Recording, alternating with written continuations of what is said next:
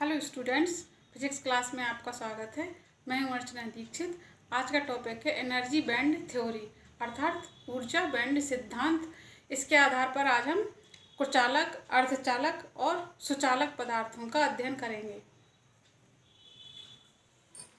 Energy band theory, हम जानते हैं कि पदार्थ को 3 भागों में बांटा जा सकता है उनकी ऊर्जा प्रवाह के आधार पर। एक तो है कंडक्टर, जिसे हम चालक कहते हैं।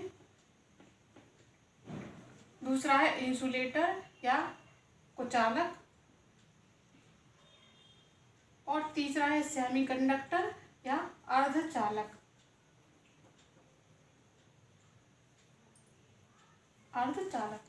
तो इन सबको हम आज ऊर्जा बैंड सिद्धांत के आधार पर अध्ययन करेंगे।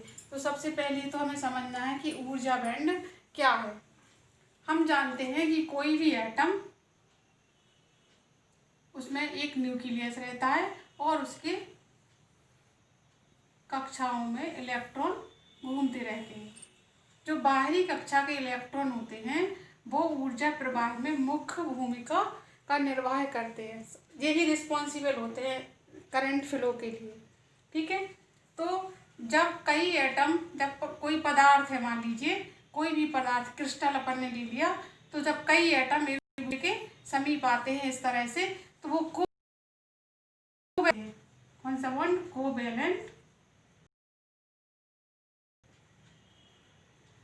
कोवैलेंट बॉन्ड के कारण इनमें कई एनर्जी लेवल बन जाते हैं।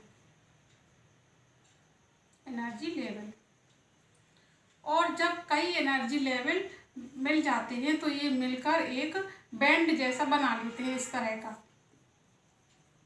ये इसको हम कहते हैं एनर्जी बैंड या ऊर्जा बैंड। तो इस तरह से किसी भी क्रिस्टल या कोई भी पदार्थ है तो उनमें इस तरह के बैंड रहते हैं जो एनर्जी बैंड कहलाते हैं। अब ये बैंड कितने तरह के होते हैं? पहला तो है बैलेंस बैंड या संयोजी बैंड। संयोजी बैंड वो कहलाते हैं जो पूर्णतः भरे हुए होते हैं, जैसे ये है इस तरह की। संयोजी बैंड वो बैंड जो पूर्णतः इलेक्ट्रॉन से भरे हुए होते हैं और करंट फ्लो में इनकी भूमिका बिल्कुल निग्लिजिबल रहती है, अर्थात करंट फ्लो के प्रति ये जिम्मेदार नहीं होते हैं। ये कहलाते हैं संयोजी बैंड। उसके बाद है कंडक्शन बैंड या चालन बैंड। चालन बैंड, इस तरह से चालन बैंड पूरे या आंशिक रूप से भरे होते हैं, या तो ये पूरा खाली रहते हैं या फिर आंशिक रूप से भरे रहते हैं, ये कहलाते हैं। और करंट फ्लो में ये मुख्य भूमिका अदा करते हैं, या यही रिस्पॉन्सिबल होते हैं करंट फ्लो के लिए, चालन बैंड। इसके बाद है फॉरबिडन एनर्जी गैप या वर्जित ऊर्जा अंतराल। संयोजी बैंड और चालन बैंड, ये है अपना संयोजी बैंड और चालन बैंड। इनके बीच में जो अंतर है ये कहलाता है फॉरबिडन एनर्जी गैप। अब हम इनके आधार पर हम इनको समझेंगे। सबसे पहले तो चालक क्या है। चालक वो पदार्थ है जिनमें इलेक्ट्रॉन का प्रवाह बहुत आसानी से हो जाता है और ये ऊष्मा के और ऊर्जा के चालक रहते हैं और धारा प्रवाह इनमें आसानी से हो जाता है, जैसे Ag, Cu, एल्यूमिनियम इत्यादि। इनमें मुक्त इलेक्ट्रॉनों की संख्या बहुत अधिक रहती है। अगर हम ऊर्जा बैंड थ्योरी के आधार पर समझें तो इनमें संयोजी बैंड, जैसे यहाँ से है, ये है अपना पूरा संयोजी बैंड या बैलेंस बैंड, और ये है अपना चालन बैंड, कंडक्शन बैंड, यहाँ से इतना।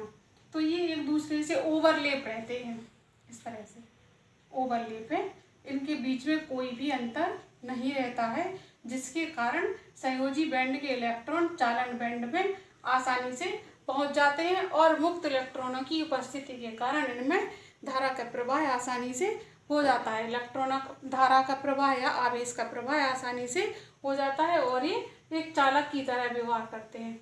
उसके बाद है चालक या इंसुलेटर। इसमें देखें ये है संयोजी बैंड अपना जो भरा हुआ दिख रहा है। ये संयोजी बैंड पूर्णतः भरा हुआ है और ये चालन बैंड पूर्णतः खाली है। अब इन दोनों के बीच में संयोजी बैंड और चालन बैंड के बीच में जो वर्जित ऊर्जा अंतराल है, फॉरबिडन एनर्जी गैप है, वो 3 eV से भी ज़्यादा है। 3 eV इतना अधिक अंतराल होने के कारण संयोजी बैंड के इलेक्ट्रॉन आसानी से चालन बैंड में नहीं पहुंच पाते और ये कुचालक पदार्थ की तरह व्यवहार करता है फ्री इलेक्ट्रॉन ना मिलने के कारण। तीसरा है सेमीकंडक्टर या अर्धचालक। अर्धचालक पदार्थ वो कहलाते हैं जो सामान्यतः कुचालक की तरह व्यवहार करते हैं, लेकिन थोड़ा सा अगर हम टेम्परेचर बढ़ा दें तो वे चालक पदार्थ की तरह व्यवहार करने लगते हैं और ये कहलाते हैं अर्धचालक। इनको अगर हम बैंड थ्योरी के आधार पर समझें तो ये है संयोजी बैंड, इसमें पूरा हुआ है, पूर्णतः भरा हुआ, और ये है चालन बैंड, ये पूर्णतः खाली है। इनके बीच में, इन दोनों बैंड के बीच में बहुत कम डिफरेंस है, लगभग 1 इलेक्ट्रॉन वोल्ट। इसलिए थोड़ा ही सा ताप बढ़ाने पर संयोजी बैंड के इलेक्ट्रॉन चालन बैंड में आसानी से चले जाते हैं और ये चालक पदार्थ की तरह व्यवहार करने लगता है। ऐसे चालक, कुचालक और अर्धचालक को अगर हम बैंड थ्योरी के आधार पर समझें तो इनकी चालकता फॉरबिडन एनर्जी गैप या वर्जित ऊर्जा अंतराल पर निर्भर करती है। चालक पदार्थ में ये फॉरबिडन एनर्जी गैप बिल्कुल भी नहीं होता, ये एक दूसरे से ओवरलैप रहते हैं, इसके कारण ये चालक पदार्थ की तरह व्यवहार करते हैं। कुचालक में फॉरबिडन एनर्जी गैप बहुत अधिक होने के कारण मुक्त इलेक्ट्रॉन आसानी से नहीं मिल पाते, इसलिए ये पदार्थ कुचालक की तरह व्यवहार करते हैं। और अर्धचालक में इनमें फॉरबिडन एनर्जी गैप लगभग 1 इलेक्ट्रॉन वोल्ट होता है, अतः आसानी से संयोजी बैंड के इलेक्ट्रॉन चालन बैंड में पहुंच जाते हैं थोड़ा सा टेम्परेचर बढ़ाने पर, इसलिए ये पदार्थ अर्धचालक की तरह व्यवहार करते हैं। ओके, कुचालक पदार्थ को हम देखें तो ये लकड़ी, कांच, हीरा, एबोनाइट इत्यादि आदि ये पदार्थ कुचालक की तरह व्यवहार करते हैं। और अर्धचालक में जर्मेनियम और सिलिकॉन, जर्मेनियम और सिलिकॉन ये 4th लेवल के हैं। ओके।